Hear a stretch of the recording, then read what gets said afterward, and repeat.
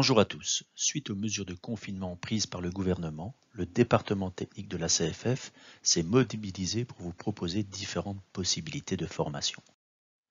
Nous vous invitons à lire la newsletter du département technique ou à participer à des activités d'apprentissage sur la plateforme Moodle et ainsi devenir membre de la communauté Moodle, ou bien regarder des capsules vidéo de 6 minutes disponibles sur notre chaîne YouTube.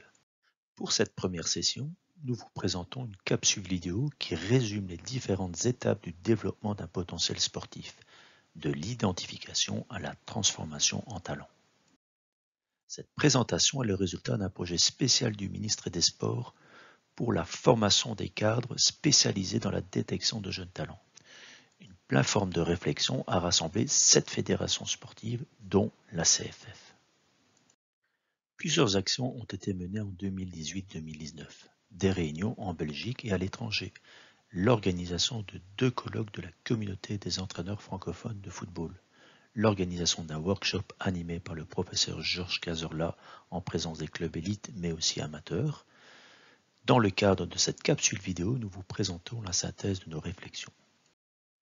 Notre équipe nationale dispose de véritables joueurs talentueux.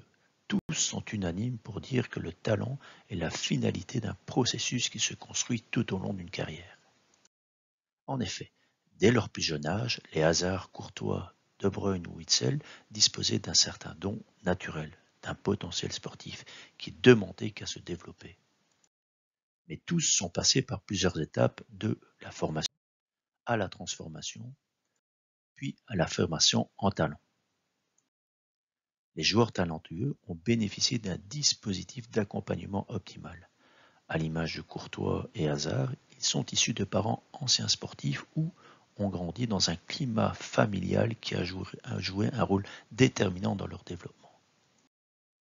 Durant leur enfance, à l'image de Tillman, certains ont eu une vie motrice très riche grâce à la pratique d'autres sports tels que le judo ou le basket. La rencontre avec un entraîneur à la fois exigeant mais aussi très humain, compréhensif et respectueux est aussi un élément important à tenir compte. Beaucoup de joueurs ont commencé par le football de rue puis ont pu bénéficier d'un environnement sécurisant dans leur club ou du dispositif mis en place par la fédération. Il est aussi important de ne pas juger trop vite un joueur. En effet, à l'image d'un Martens, le parcours d'un jeune joueur est lié à des facteurs qu'il ne peut maîtriser. Exemple, la taille ou le mois de naissance. L'objectif est aussi pour certains comme Evenepoel de se développer à travers le football pour ensuite s'affirmer dans un autre sport. En résumé, je vous invite à visionner la très belle vidéo réalisée par le comité olympique écossais. Sometimes, it seems that some people are just born with natural sporting talent.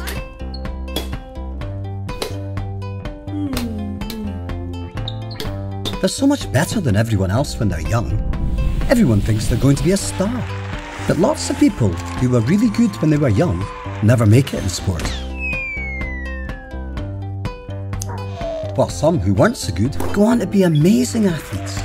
The problem is, most people don't understand what talent really is and how you get good at sport.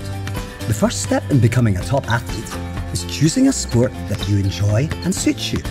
Different body types are suited to different sports, but it's what you do in training that really counts.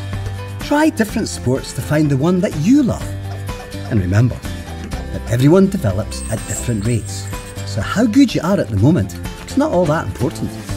Others might be better when they're young because they practiced more or grown faster. But as you grow and develop, there's nothing to stop you learning how to catch up. Recently, clever scientists have discovered that what you believe about where your ability comes from will have a big impact on your success.